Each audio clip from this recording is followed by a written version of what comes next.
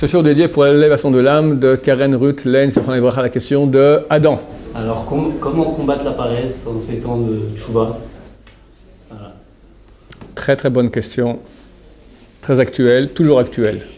On ne se rend pas compte, et si on réfléchit bien, le problème numéro 1 chez nous, c'est la paresse. J'ai fait un cours il y a quelques années, il s'appelle l'ennemi public numéro 1, c'est sur la paresse. C'est vraiment ça. Parce que dans tous les domaines, on veut quelqu'un qui sait que la Torah est vraie et qui veut faire le bien, alors qu'il le fasse. Qu'est-ce qui empêche? Dieu a créé le bien et le mal. Et le mal, en gros, c'est les pulsions corporelles. Toutes, on va dire en gros, qui sont mal placées, on va dire, les pulsions corporelles mal placées. Et pour les corriger, il faut fournir un effort. Et par nature, on n'aime pas l'effort. L'homme n'aime pas l'effort. Et toute la vie, c'est que ça. Tout le fruit du Olam Haba, c'est l'effort. Quelqu'un qui est très réussi. Il apprend les Gemarot, il photographie et il les fait par cœur. Il comprend tout très bien. Il a des midotes extraordinaires. Il est humble, il est bon, il est tout ce que tu veux. Réussi sur tous les plans. Mais il n'a fourni aucun effort parce qu'il est né comme ça. C'est un zéro. Alors, c'est un sadique. Mais dans le ciel, il arrive. Quel mérite il aura? Je t'ai fait naître au niveau 100. Ok, tu as bossé un peu, tu es arrivé au niveau 100,5. Ok, 100 et demi. Pas et demi 50, et le demi de 1. 100,5. Et un autre, pauvre type. Il est né à moins 3000. Loin de tout. Pas loin de tout. Dans la mouise. Le père ivrogne, la mère se prostitue. Ouais, la totale. Hein. Il fait tchouva.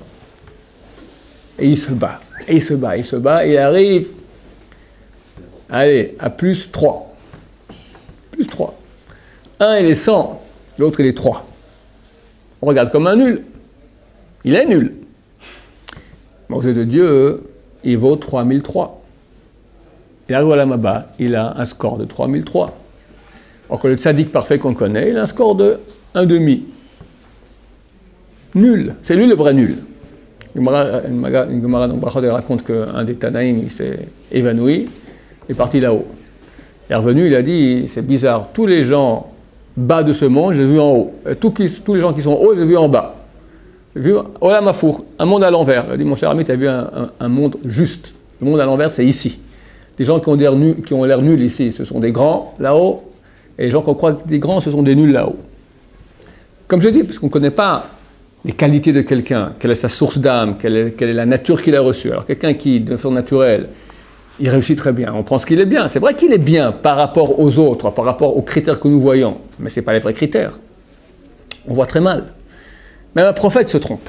Shmuel HaNavi, Dieu l'envoie sacrer le roi d'Israël. Le roi d'Israël qui va remplacer Shaoul. Et tu vas aller voir Ishaï à Bethléem, tu vas sacrer son fils. Son fils rentre, le fils aîné. Il s'appelait Eliav. Shmuel se lève. Voici Meshiach Hashem, le Messie de Dieu. Alors, le roi, il faut se lever. Dieu lui dit, je veux pas de lui. Toi, tu vois avec les yeux, moi, je vois le cœur. Me'astiu. Me'astiu, ça veut dire que je l'ai repoussé. Il était bien. Eliav devait être le roi d'Israël. Mais il s'est fâché. C'est un type qui était coléreux. Une fois qu'il s'est mis en colère, à cause de ça, Dieu ne peut pas le prendre celui-là. À cause de tchouva. Dieu voit dans le cœur qu'il a fait tchouva, mais il est dangereux. Il est dangereux. Bon, pour finir, tous les 7 enfants passent. Et Shmuel demande à Ishaï, c'est fini, il n'y a plus d'enfants? Fini, ils sont tous là. Mais Dieu m'a dit de venir sacrer ton fils. Il m'a dit, lui non, lui non, lui non, lui non, lui non. Alors il est où ton fils? Il y a encore un. Et là, il a compris que David, comme il lui croyait que c'était un bâtard qui était né d'un autre homme, il a compris que c'était vraiment son fils. Et à ce moment-là, David rentre, Dieu lui dit, lève-toi, tu es dans Meshiach Hashem. Il a voulu le sacrer, c'est marqué que lui, il a sauté de la fiole sur la tête de David Ameller. Bon, c'est une très belle histoire à l'occasion. Là, je suis en train de partir, une très belle histoire.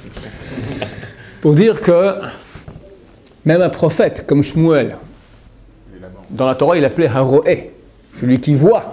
Haroé. Les fanim d'Israël karou la navi Haroé, dit le verset. Avant, dans Israël, on appelait un prophète un Haroé, un voyant. Il voyait tout. Il n'a pas vu.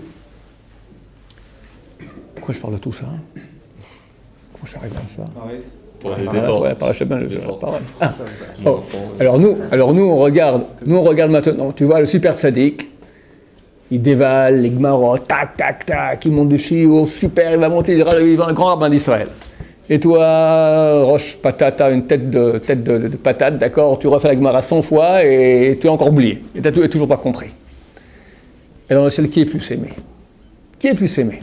Alors, Chazal, on dit, il y a un critère, qui est le seul critère de définition. Le fum, sa'ara, agra. D'après la souffrance, comme ça, est la récompense. Souffrance, c'est l'effort. Ou des fois, souffrance aussi, une vraie souffrance que Dieu envoie aussi. Un grand mérite. Mais l'homme n'aime pas souffrir. L'homme n'aime pas souffrir. On n'aime pas l'effort. Et c'est ça qu'il faut changer. Il faut qu'on se mette dans la tête que, au contraire, l'effort, il est bénéfique. Et c'est clair qu'il est bénéfique. J'ai fait 1 million de fois ici devant la caméra, je vous le refais aussi. C'est le principe des coquelicots. Quelqu'un connaît? Personne ne connaît? Je vais le faire avec plaisir dans ta chaîne. Le principe des coquelicots.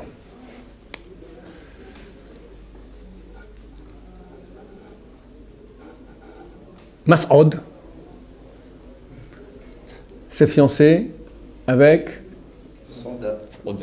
Saouda. Mas'od et Saouda. Et il amène, c'est le mois de juin, début juin, fin mai, en Provence. On part comme ça 2-3 jours ensemble, Mas'od et Saouda. Il y a un petit village de Provence, comme on se promène, et tout à coup, Saouda, elle voit au loin, sur la colline comme ça, des coquelicots. Oh, regarde Mas'od, comme c'est joli, les coquelicots. Mas'od, c'est un homme, c'est un monsieur bien. Qu'est-ce qu'il fait? Il tourne la tête là, et il voit magasin de fleurs, bouquet coquelicot, 2 euros. 2 euros, combien c'est? 10 euros, 20 euros. Qu'est-ce qu'il fait? Si Mas'od va et maintenant il ne prend pas un bouquet, 10 bouquets de coquelicots pour Saouda, c'est un nul. C'est un nul. Oh, il a mis 200 euros. Et alors, oh, Mas'od, comme t'es gentil. Oui, Saouda, Mas'od, Saouda, Saouda. Ok? Non, il ne fait pas ça. Il se met à courir. Mas'od, où tu vas? Je reviens. Mas'od, Saouda. Il se met à courir. Mais où vas-tu? Je reviens. Et il court. Et il court. Et sur la route, et on ne peut plus. Il fait chaud. Il transpire. Et c'est tout son costume Hugo Boss déchiré par les ronces. Il revient après 1 heure avec un bouquet de coquelicots. Saouda. Il est tout déchiré, transpirant, saignant. Mas'od, t'aurais pas dû. C'est pour toi, Saouda. On est 70 ans plus tard. Les deux sont dans le salon. Mas'od en train de tricoter. Et ça c'est Saouda. Mas'od, il le journal. Mas'od, il laisse le journal comme ça. Saouda, tu te souviens? Ah oui, Mas'od, les coquelicots. Ah. C'était peut-être l'acte le plus grand, le plus beau de leur vie. Maintenant, tu demandes à quelqu'un, tu es prêt maintenant à courir 1 kilomètre dans la chaleur, te faire déchirer ton costume et saigner, et terrible, ça va pas. 500 euros, non mais ça va pas mon vieux, même 500 euros, je fais pas ça. Et même si on me donne, allez, 5 000 euros, je le fais, mais c'est terrible, ça fait mal, c'est insupportable. Massoud, quand il court, comment il se sent? Il a mal. Mais il est transcendant de joie, de bonheur. Pour Saouda, je l'aime, et ça, c'est rien du tout, elle sera contente, et ça. C'est ça. La Torah nous dit, Hachem, Shema Israël, Hachem le Kenu, Hachem Echad. Dieu existe, il est un, c'est notre roi. Ok, so what? Et alors? Et alors? Et alors? Qu'est-ce qu'il veut de nous? Qu'est-ce qu'il veut Dieu de nous? L'essentiel de toute la Torah que beaucoup de gens n'ont pas compris, beaucoup de religieux n'ont pas compris. Les religieux morts, j'appelle ça. Les morts vivants. Va'avta et Hashem Elokecha, tu vas aimer l'Éternel ton Dieu de tout ton cœur, toute ton âme, tout ton pouvoir. Dieu veut une histoire d'amour avec nous. Il ne veut pas une corvée. Tu fais Shabbat corvée, tu fais ta prière corvée, tu fais ton machin corvée, c'est gentil. Tu amènes ton bouquet de fleurs, tiens. Le rabbin, il a dit que vendredi, il fallait amener, tous les vendredis, amener un bouquet à ta femme. Tiens. C'est exactement ce qu'on fait avec Dieu. Rosh Hashanah, Rosh Hashanah, Kippour, d'accord, après Souka, dans le froid. Ah, pourquoi j'étais maudit d'être juif? C'est à peu près ça, les gens ils vivent comme ça. Ou bon, d'accord, mais on le fait, on est juif, non, faut être fier, mon fils, c'est comme ça, ne discute pas, c'est comme ça, d'accord, ne discute pas, c'est comme ça.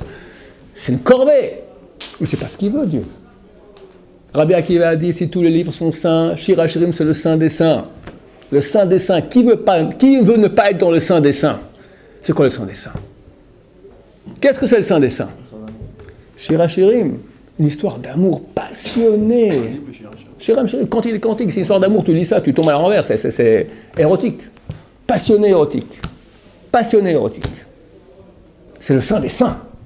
Dieu veut une histoire d'amour. Et durant ces jours-là, on peut sentir ça, messieurs. Si vous travaillez bien, Rosh Hashanah, Kippour, c'est un jour de jugement, mais c'est un jour où Dieu se dévoile et il nous aime. Une histoire d'amour passionnante. Quand tu es amoureux, l'effort, c'est un bonheur. C'est tout le sens de la vie, c'est tout le sens. Une seule mitzvah bête à faire, là on serait des nuls. Dieu nous donne 613 mitzvot avec 10 millions de sous-mitzvot. Parce qu'il nous aime, il veut qu'à chaque moment on puisse être en histoire d'amour. Ça c'est de l'amour, ça c'est de l'amour, ça c'est de l'amour, ça sans ça, ta. Tu grandis, l'amour grandit, la relation grandit. C'est beau, c'est grand, c'est fort, c'est la vie. C'est ça le goût de la vie. Dans la mazé et au lamaba. Les foum tsara agrad, après la souffrance, ainsi est la récompense. Un fiancé qui fait rien pour sa fiancée, il reste nul comme un flanc, d'accord? Il est amoureux, ouais, j'aime bien ma femme, ok, mais c'est mort, c'est pas beau. On veut une histoire vivante. Pour ça, il faut comprendre dans la tête que l'effort, il est bénéfique. Il donne la satisfaction, il crée une relation. Alors qu'est-ce qu'il y a? Il y a un empêcheur de tourner en rond. La force d'inertie. Tu demandes comment se battre contre cela. Le meilleur moyen de se battre, c'est pas se battre bêtement, parce que toujours on va... T'as un argument, il donne un argument contre. Allez, vas-y, t'auras de la maba, c'est mieux. Ça tient pas la route. Enfin, c'est difficile comme bataille. La meilleure solution pour se battre contre le CRA, c'est la compréhension. Quand quelqu'un il comprend une chose, il devient convaincu de l'importance d'une chose, le Yetzirah peut venir avec des arguments, ça n'a plus aucun poids. Plus aucun poids. Les plus grandes révolutions ont été faites par des gens qui étaient idéalistes, qui étaient prêts à mourir pour leur idéal. Et ils sont fait torturer pour ça, ils sont fait mis en prison des fois des dizaines d'années pour un idéal. Et ils étaient prêts à cela. Alors que nous, jamais de la vie, on n'oserait pas faire un millième de ce qu'ils ont fait. Pourquoi? On n'a pas l'idéal qu'ils ont eu.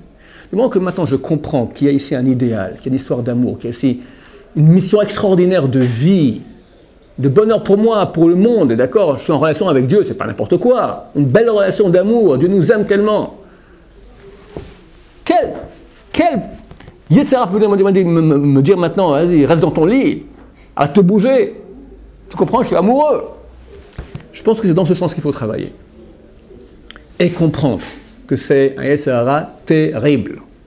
Parce que dans tous les domaines, il nous attaque, dans tous les domaines. Tu veux prier maintenant. Tu as envie de prier. Yom Kippour, tu fais une prière. Mais au milieu de la Hamida, tu es fatigué, tu te concentres moins. Pourquoi tu te concentres moins? Parce que pour se concentrer, il faut faire un effort. J'ai pas envie de faire l'effort. Ça me fatigue. Tout me fatigue.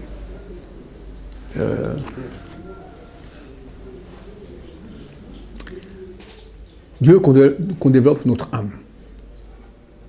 Le corps doit être le servile véhicule de nous, l'âme. C'est comme ça que le corps réalise son sens, son vrai sens. Mais il y a un piège. C'est que le corps, il vient avant l'âme. Il s'installe en nous et c'est lui qui va dicter tout ce qu'on fera jusqu'à ce qu'on grandisse. On fonctionnera rien qu'avec le corps au début. Donc, chaque pulsion du corps devient c'est moi, c'est moi, c'est moi. C'est pas moi, c'est mon animal. Au début de ma vie, je ne suis que animal, donc je crois que c'est moi l'animal. Au bout d'un moment, l'âme se développe et on comprend que non. L'animal est l'animal et il y a moi. Mais étant donné que l'animal, il avait la place, jusqu'à maintenant, 100% de place, c'est très dur maintenant de commencer à comprendre que ce n'est pas lui.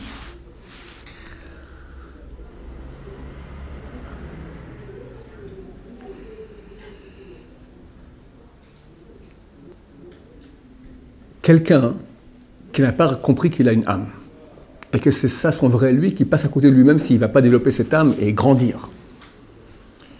Alors lui, il reste animal. Attends, tu demandes à un monsieur comme ça, lambda, dans la rue, pas quelqu'un qui est branché avec Dieu, branché avec lui-même, mais branché avec son corps. Demande-lui, s'il te plaît, mon cher monsieur, c'est quoi pour toi le cliché du paradis? Hein? Alors, une plage de sable blanc, avec la mer bleue derrière, sur un décor un peu tropical comme ça, verdoyant, pas plusieurs palmiers, 2 palmiers. 2 palmiers, entre les deux, un hamac,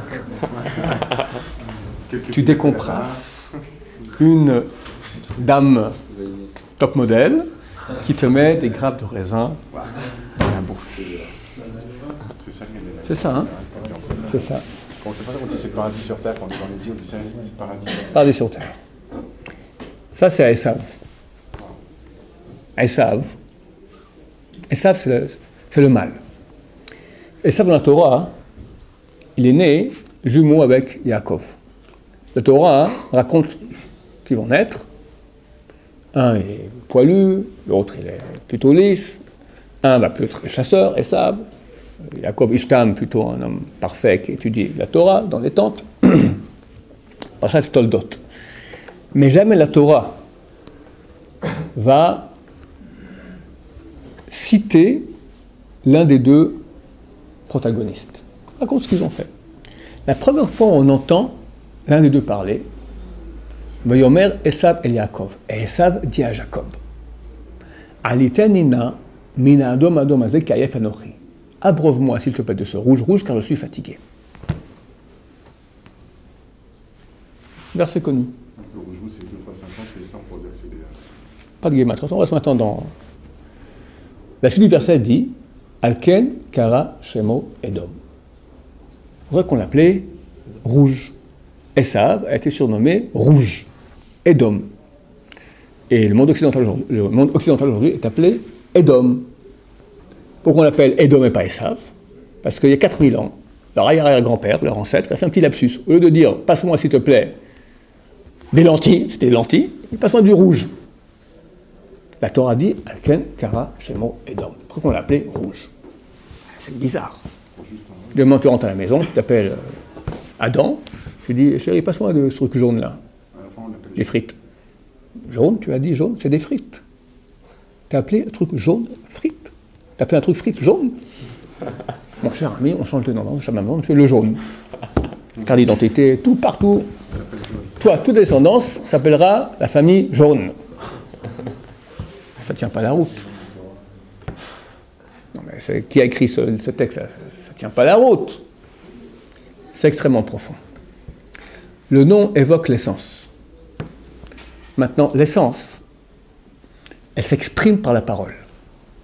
Quelqu'un tant qu'il ne parle pas, tu ne sais pas ce qu'il est. Il va ouvrir la bouche, des fois tu vois, il est intelligent, des fois il est bête.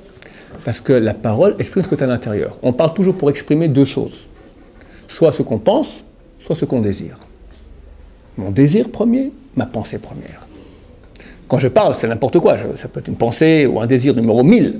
Mais la première fois où la Torah nous montre Elles savent parler pour nous dire voici son désir premier, voici sa pensée première.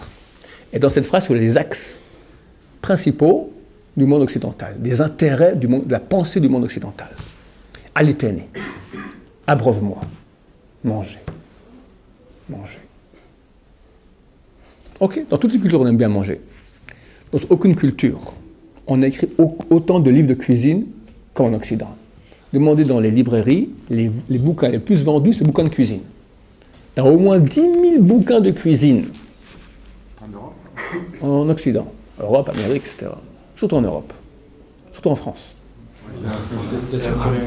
France, pour 6 cm de chair. C'est bête. C'est bête.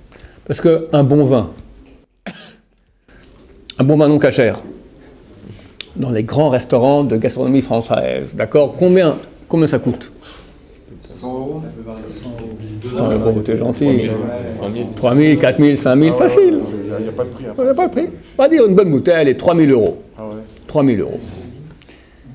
Ça veut dire 100 euros la gorgée.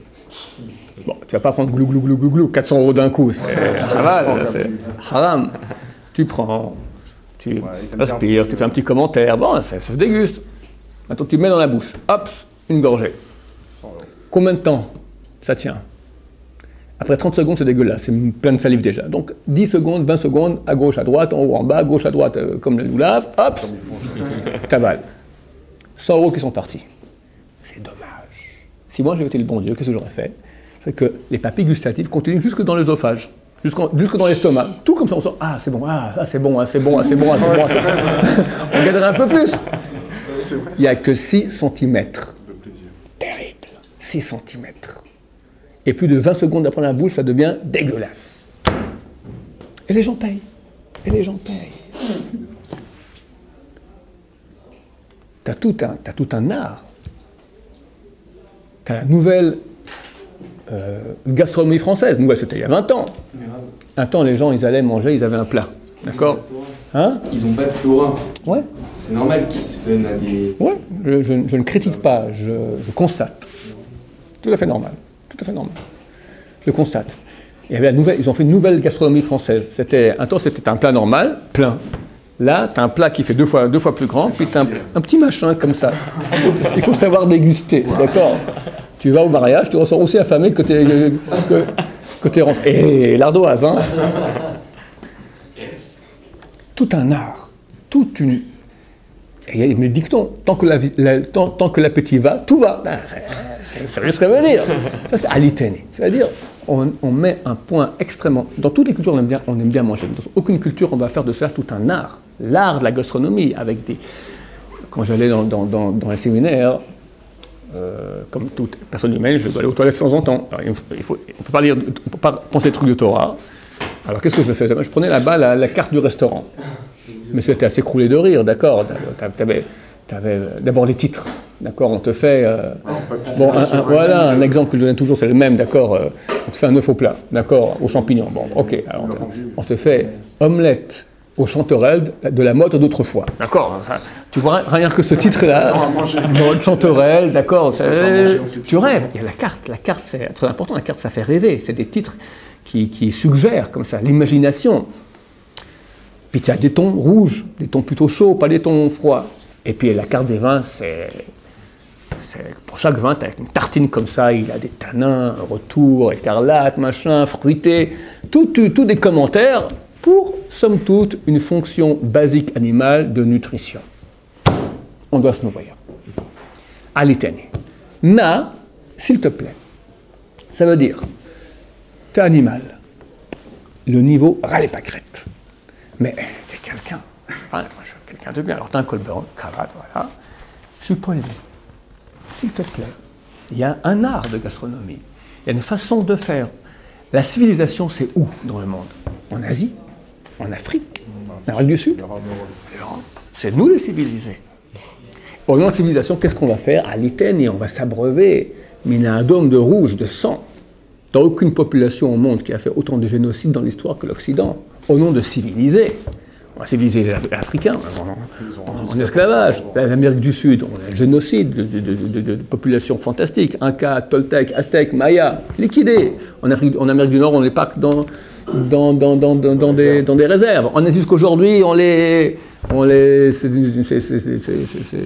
la matière humaine de travail à bon marché. Et bien sûr, on est bien, aide au tiers-monde, non-prolifération des armes bactériologiques, chimiques, etc., la paix. Qui a inventé toutes ces armes-là? Qui fait la guerre dans le monde si ce n'est pas vous? C'est vous, uniquement. Mais on est bien, on est le code blanc. En Occident, c'est très bien fait. D'abord, chacun il a un numéro, on ne se trompe pas. Et on t'appelle, à la queue leu, aseptisé. 20 minutes, tu sors propre comme il faut. Et puis, pas on rentre comme ça. On est des gens civilisés. Il y a un orchestre, Tchaïkovski, comme ça. Et on rentre comme ça. Voilà. Il y a une Deutsche Culture de comment tuer. L'officier nazi, il sort son gant de velours, comme ça, et il tue. On n'est pas des animaux. Voilà. On est des gens bien, ça c'est l'Occident. Aliteni, abreuve-moi de son na, s'il te plaît. C'est moi la civilisation. Midam, on est pressé, il ne reste plus que 3-4 minutes. Mina Adom Adom Azel, ce rouge-rouge, c'est le point le plus important du monde occidental. Dans cette mesure, il a été répété 2 fois, on l'appelait Esav en son nom de cet axe de la pensée occidentale. C'est quoi? Au lieu d'appeler l'objet par son essence, l'essence, ça veut dire à quoi ça sert, le but. On va l'appeler par son apparence. Ça veut dire, en Occident, peu importe à quoi ça sert le monde, à quoi ça sert moi. L'important, le look. Le look. La mode. La mode, elle est quoi? Elle n'est pas de Moscou, elle n'est pas de Londres, elle est française, parisienne. D'accord? C'est le plaisir des yeux, au paroxysme. Aujourd'hui, on voit bien, Internet, la pornographie, la mode, c'est le plaisir des yeux, c'est le look. La fille qui est pauvre ou pas pauvre, je ne sais pas, elle n'existe pas. Elle n'existe pas, c'est rien. Aussi dans la rue, une fille, tu as une bombe, tu ne regardes pas qui elle est, c'est un morceau de steak. On en fait un morceau de steak, rien, avec un petit tissu dessus, d'accord? Un steak avec un petit tissu dessus. Quel niveau! Bêtise humaine, d'accord? Et le monde court derrière ça. 98% d'Internet, c'est la pornographie. Le monde est fou, ils sont complètement à la masse, terminé. Les yeux. Et si une pauvre femme n'est pas à la mode, miskena, Internet. Imariable, insortable, intravaillable, rien du tout, il faut être à la mode. Et la mode, elle change tous les combien de temps? En Ishmaël, tous les 900 ans. La djellaba, ça se modifie un peu. Ils ont un peu augmenté la djellaba. Mais en Occident, tu as mode d'hiver, mode d'été, tu as demi-saison, tu as le dernier cri. Ils peuvent les finir. Et si tu n'es pas le dernier cri, tu n'es pas à la mode. Tu es déjà sous-classé. Plaisir des yeux. Ça, c'est le monde des hommes, le superficiel aux dépens de l'essentiel. Qui ayef anochi, car fatigué je suis. C'est qui dit ça? C'est ça, car je suis fatigué. Dimanche, jour du Seigneur, moyenne du lever le matin, midi. Beaucoup de gens mettent leur pyjama samedi soir, l'enlèvent, lundi matin. Parce que pourquoi enlever le pyjama dimanche matin pour le remettre dimanche soir? Petit déjeuner au lit, d'accord? Et puis, on ne va pas se lever depuis pour aller allumer la télévision, c'est trop difficile. Clac, d'accord? Ça, c'est les plaisirs du corps. Manger, ne pas bouger, la femme. Et superficiel, pas trop sous la tête avec le pourquoi du comment de la vie. Surtout pas faire rentrer mon âme là-dedans. Si on comprend qu'on a chacun ce Esav en nous, que c'est lui qui me pousse à la farniente et à rien faire, et qu'on comprend que j'ai tout intérêt, tout le goût de ma vie, ça viendra maintenant de l'effort, alors je vais commencer à me battre et je vais les ratatiner sur Esav et je serai heureux dans l'effort d'amour pour Hachem. Baruch Adonai,